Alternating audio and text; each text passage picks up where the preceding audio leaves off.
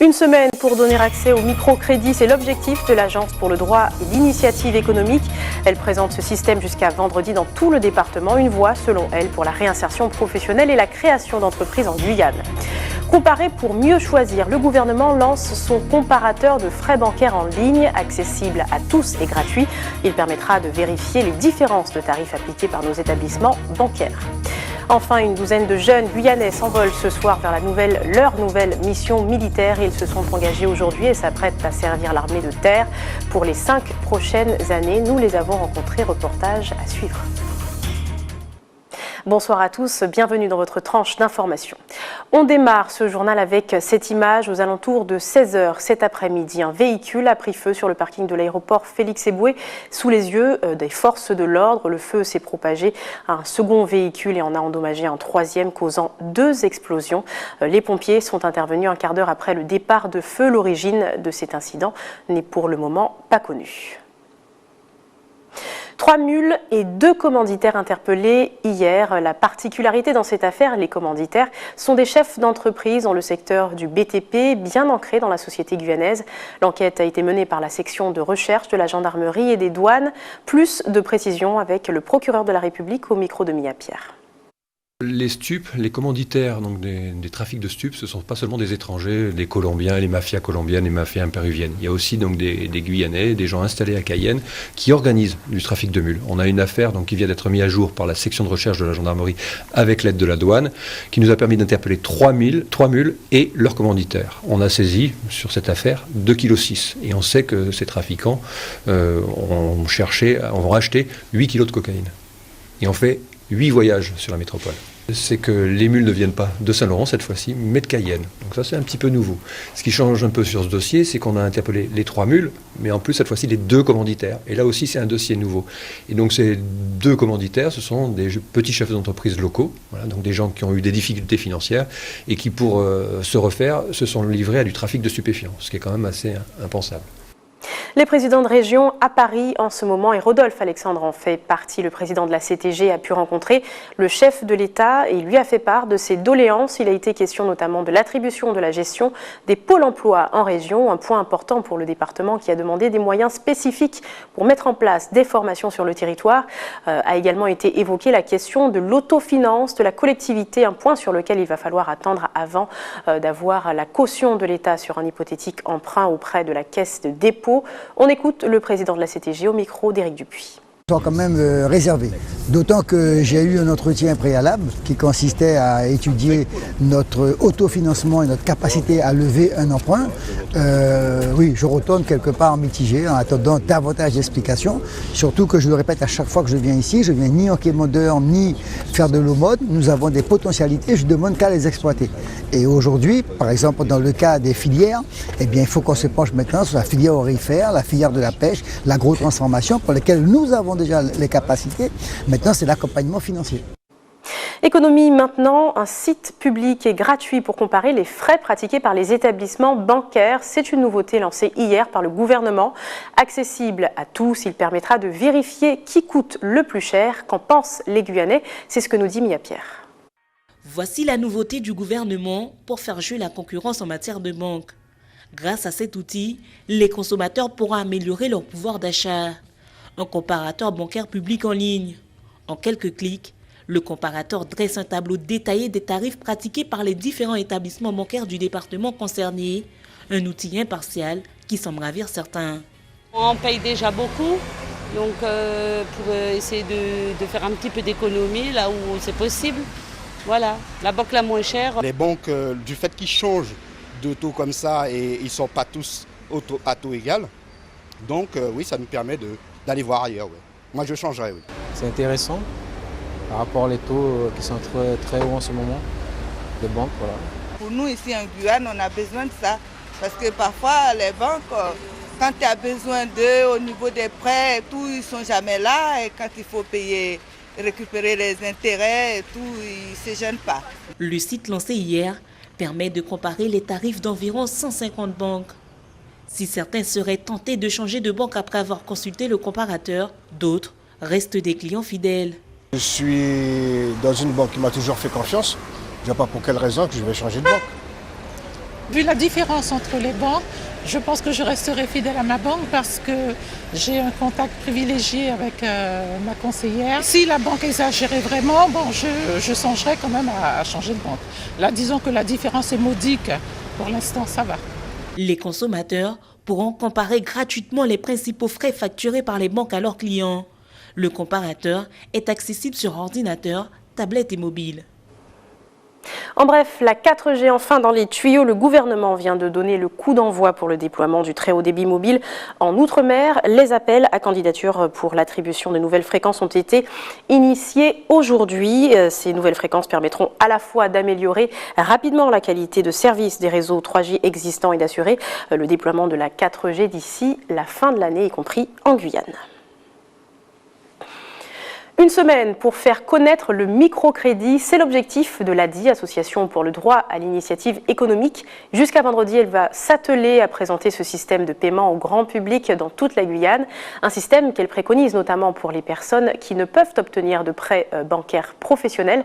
Une voie aussi pour le retour à l'emploi. Depuis 2003, l'ADI a financé plus de 1500 entreprises en Guyane. Jonathan Larion. Ça fait quoi? T'as gratté? Claude a 27 ans. Il est électricien de formation. Il y a quelques années, il entre dans le monde du travail. Très vite, il décide de se mettre à son compte et de devenir son propre patron. Mais l'accès à l'auto-entrepreneuriat n'est pas chose aisée, les moyens lui manquent. Sans ça, en fait, sans les outils, on ne peut pas travailler en fait. Donc moi, je voulais avoir les bons outils pour pas que je me lève un jour le matin, que je ne vais pas démarrer, quoi que ce soit. Donc voilà. Donc pour avoir une bonne entreprise, il faut avoir des trucs de qualité. Pour pouvoir bien travailler en fait. C'est alors qu'un ami au courant de sa situation lui parle d'une possibilité de financement, le microcrédit. Après tu montes plus haut. Une fois démarré dans le propre fonds, 2-3 mois après j'avais eu du mal par rapport à ma voiture. J'ai été voir la DIE pour pouvoir faire un prêt et ils m'ont accordé. Là à l'heure actuelle j'ai pas mal de chantiers qui sont en cours là. Donc pour moi c'est que ça fonctionne. Et il n'est pas le seul. Ici, dans les bureaux de l'ADI, l'Agence pour le droit à l'initiative économique, des dizaines de personnes vont et viennent tous les jours. Chacun d'entre eux est ici pour établir leur projet professionnel avec l'aide d'un conseiller, en vue de l'obtention d'un microcrédit. Je prends vraiment en compte le parcours de la personne, sa capacité de remboursement. Donc on regarde vraiment comment l'activité va pouvoir générer des revenus. Donc à l'issue de ce rendez-vous, madame repart avec une proposition qu'on a travaillée ensemble et il y a une décision qui est faite par un comité de crédit qui se réunit une fois par semaine au moins. Avec pour cible les personnes à revenus modestes ou encore celles n'ayant pas droit à un prêt bancaire professionnel, le microcrédit devient une alternative de plus en plus utilisée. Les personnes viennent nous voir parce qu'ils n'ont pas d'autre solution, ils veulent créer une activité, ils veulent créer leur propre emploi, étant généralement au chômage. Et de plus en plus de personnes, après avoir testé de manière informelle leur activité, se tournent vers nous pour qu'on leur accorde les moyens de démarrer. Alors les moyens, c'est un accompagnement avant et après la création d'entreprise, également un accompagnement financier qui peut aller jusqu'à 10 000 €, avec la possibilité de plusieurs financements pour structurer petit à petit le développement de l'activité. Sur les 5 dernières années, le nombre de personnes ayant recours au microcrédit a doublé. En 2015, ils sont 320 à avoir obtenu un financement au sein de l'ADI, soit un total d'1,3 million d'euros. Restez avec nous, dans quelques instants, nous parlerons du combat de l'Institut de formation aux carrières administratives, sanitaires et sociales en Normandie. Un tiers de ces étudiants sont domiens. Ils ont failli devoir rentrer chez eux un peu plus tôt que prévu. Et puis ceux-là s'apprêtent à quitter le département. Des jeunes s'engagent dans l'armée. Rencontre avec cette douzaine de jeunes dans quelques instants. L'IFCAS va bien pouvoir lancer sa campagne de recrutement d'étudiants la semaine prochaine. L'Institut de formation aux carrières administratives, sanitaires et sociales basé à Dieppe est en grande difficulté financière depuis le retrait en 2010 des dotations du ministère de la Santé. Il y a 10 jours, une délégation s'est rendue à Paris pour trouver le 1,5 million d'euros manquant. Et c'est le ministère de l'Outre-mer qui a mis la main à la poche. Un tiers des étudiants sont issus des DOM. Éric Dupuis. Aujourd'hui, pour cette demi-classe de formation d'aide médico-psychologique, c'est retour d'expérience de stage sur l'autisme. Katoussia a 23 ans, cette Guadeloupéenne est arrivée à Dieppe en mars 2015. Aux Antilles, on a des écoles, mais les places sont très limitées. En Guadeloupe, je prends l'exemple de la Guadeloupe, on a 15 places pour l'école d'AMP, or qu'ici on a 36 et il y a 15 domiens. En effet, plus d'un tiers des 300 élèves de l'IFCAS vient des DOM. Dans ce bâtiment, Cécilia et Priscilla ont 21 et 24 ans. Ces Martiniquaises préparent les écoles d'aide à l'enfance. Là aussi, aller à Dieppe était une question de facilité. C'est la mission locale qui m'a parlé de l'IFCAS. Ensuite, j'ai fait un dossier. Et vu que le billet était pris en compte et tout, j'avais rien à débourser en fait. Donc c'était plus simple pour moi. Alors qu'en Martinique, les prépas sont payantes. Tous ces élèves domiens reçoivent en plus une indemnité mensuelle de la DOM qui permet à ce Guyanais de 23 ans d'être indépendant, même loin de ses parents. On reçoit quand même 310 € de manière à ce qu'on puisse vivre et une autre partie qui vient de la région de la Haute-Normandie. Mais tout ceci a bien failli s'arrêter depuis cette année car les comptes de l'établissement sont dans le rouge. Le maire de Dieppe a plaidé la cause de l'IFCAS à Paris car c'est un pôle très important pour sa ville. L'IFCAS, c'est 45 emplois directs, des emplois indirects, des domiens qui habitent la ville et qui vivent la ville et qui dépensent dans la ville. Et donc c'est une économie locale que je souhaite préserver. Anne fait partie de la délégation qui s'est rendue au ministère de l'Outre-mer. Elle est rentrée avec 740 000 € et une aide de la DOM.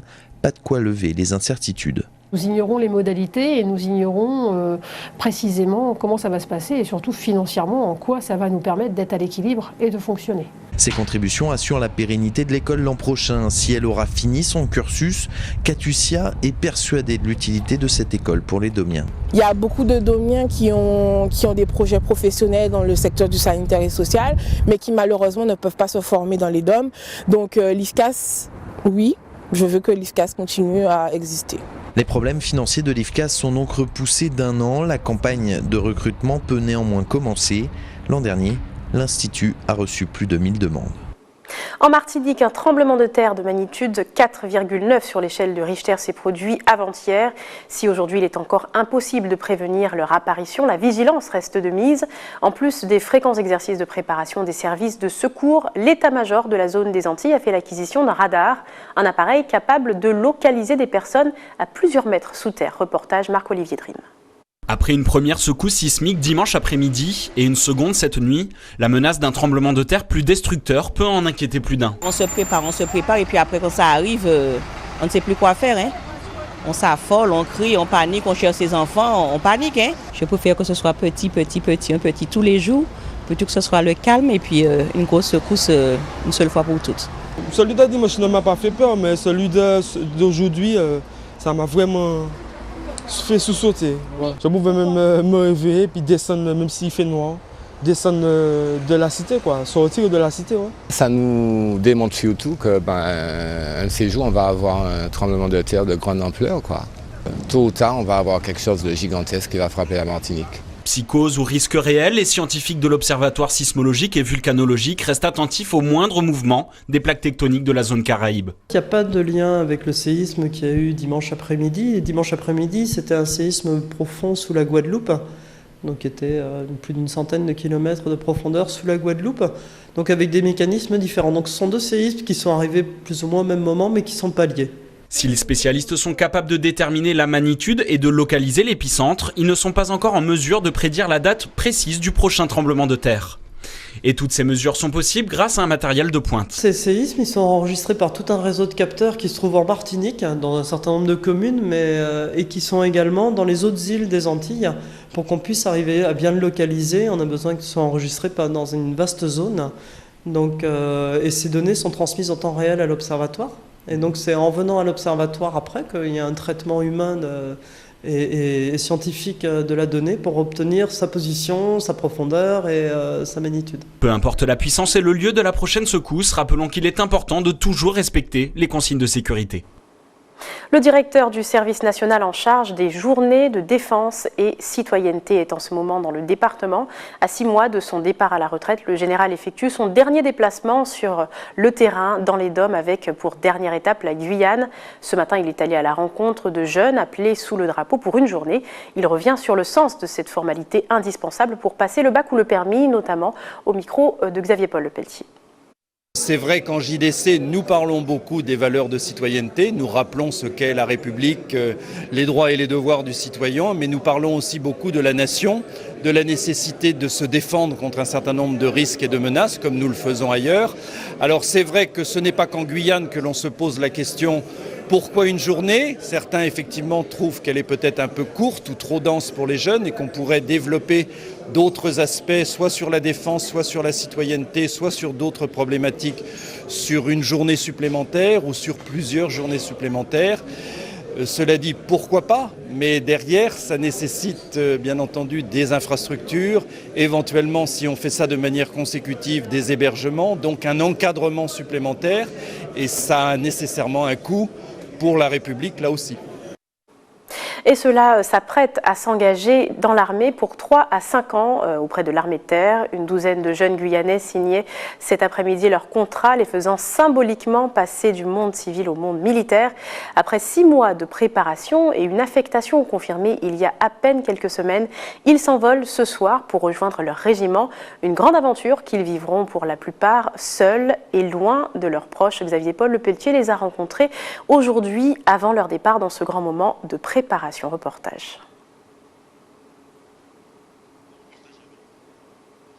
Alors un reportage que nous allons donc voir dans quelques instants.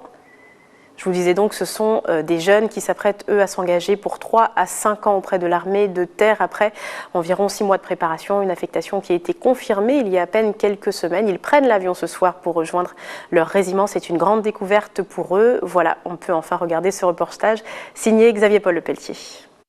Tu vas signer 3 papiers, c'est-à-dire que jusqu'à maintenant, tant que tu n'as pas fini de signer, tu es monsieur Coulange Georges. Maintenant, tu vas signer. Maintenant que tu as signé, tu deviens donc soldat de France. Un geste anodin, mais qui va changer la vie de ces 14 Guyanais pour leurs 5 prochaines années à venir. Après 6 mois de tests de recrutement, c'est aujourd'hui le grand départ. Il y a à peine quelques semaines qu'ils ont appris à situer leur ville de garnison sur la carte. Ils m'ont dit qu'au début ça va être chaud, donc je me prépare déjà à me donner à fond tout et tout, donc voilà. À quelques heures de prendre l'avion, c'est le moment pour les encadrants de faire les dernières recommandations d'usage. Votre dossier administratif, vous le gardez bien, vous le protégez bien. Lorsque vous allez arriver dans votre régiment, le département des ressources humaines vous demandera une enveloppe. Vous leur donnez et c'est tout. Si ces futurs soldats partent pour intégrer un corps de métier spécifique, ils vont dans un premier temps suivre un tronc commun. Donc la formation, ça sera en 2 temps. Un temps où il sera militaire, qui est un tronc commun pour toute l'armée de terre. Et dans un deuxième temps, il va avoir sa formation spécifique d'opérateur artillerie, de mécanicien, de conducteur poids lourd ou super poids lourd, qui va suivre la formation initiale, donc qui consiste à apprendre les règlements et utiliser son arme individuelle. Et au moment du départ, les proches sont bien évidemment émus. Je suis heureuse pour eux et en même temps triste parce que je ne vais pas les voir pendant 4 ans. C'est long, 4 ans c'est long. Mais pas que. Moi aussi je suis émue parce qu'on les suit depuis 6 mois, voire 1 an. Et puis c'est un accomplissement de mission certes, mais à côté de ça, voilà, c'est émouvant aussi. Juste d'en parler, ça me fait quelque chose, surtout quand je vois les familles. Voilà, il y a leurs petites amies, la plupart du temps sont enceintes, ils laissent des bébés. Mais c'est pour avoir une meilleure vie à offrir à leur famille. Donc, voilà. Si vous souhaitez vous renseigner quant à l'armée de terre, rendez-vous sur s'engager.fr. Et avant de clôturer ce journal, ce bel hommage rendu à Maryse Condé. En Guadeloupe, ce matin, des collégiens présentaient l'avancée de leur création artistique autour de son œuvre, une exposition sur laquelle 2 classes de 4e et de 5e planchent depuis quelques jours et qui sera dévoilée dès le 16 février prochain au Memorial Act, une manière de saluer cette grande voix de la littérature française et caribéenne. Patrick Curie. Pour les élèves du collège Richard Samuel, il s'agissait de faire ressortir l'émotion ressentie par les personnages du livre de Maryse Condé à travers cette œuvre collective. Un ouvrage qui a marqué cet élève de 4e. Oui, ce sont des esclaves. Là, c'est au moment où ils étaient dans les négriers. Ce sont des bateaux qui transportaient des nègres et qui les revendaient en tant qu'esclaves. À cette époque-là, c'était très dur pour les Noirs. Un projet pédagogique qui prend tout son sens grâce à l'encadrement d'artistes plasticiens. 4 classes du collège ont participé au projet et donc il y a eu 20 heures d'intervention de la part des artistes. Ils ont travaillé sur plusieurs supports en changeant de médium, donc de la peinture, de la mine de plomb, du pastel, tout en essayant de mieux entrer dans l'œuvre littéraire, en essayant de comprendre la portée de l'histoire de ce roman et finalement ainsi s'approprier leur propre histoire sur l'esclavage qu'ils ignorent en réalité. Je suis en train de remplir les formes de visage qu'on est en train de faire pour créer une expression de tristesse. Parce que dans le milieu de vie qu'ils étaient, il n'y avait pas de joie vraiment. Il s'agit avant tout pour l'artiste Françoise Sémiramotte de se rendre compte de la manière dont les enfants s'approprient l'œuvre de Maryse Condé. Toutes ces œuvres en fait sont des traces représentant en fait les esclaves, des traces que malheureusement nous n'avons pas aujourd'hui ou si peu. Et c'est donner en fait un corps à ces personnages qui sont dans le livre. Un ouvrage qui permet aux élèves d'aborder l'histoire de la traite négrière d'un point de vue littéraire. Il permet donc de découvrir une œuvre, celle de Maryse Condé, Chien fou dans la brousse, qui évoque finalement tous les rapts qui ont eu lieu en Afrique, au XVIe siècle, pour alimenter la traite. Donc ça permet aux enfants finalement d'aborder la question de la mémoire et de l'esclavage sur le plan littéraire avec un langage adapté. C'est à travers une correspondance avec l'auteur que les élèves pourront partager leurs ressentis avec Maryse Condé, une œuvre que les élèves présenteront au Memorial Act du 16 au 28 février prochain. Ainsi s'achève votre journal local. On se retrouve tout de suite pour l'information nationale et internationale.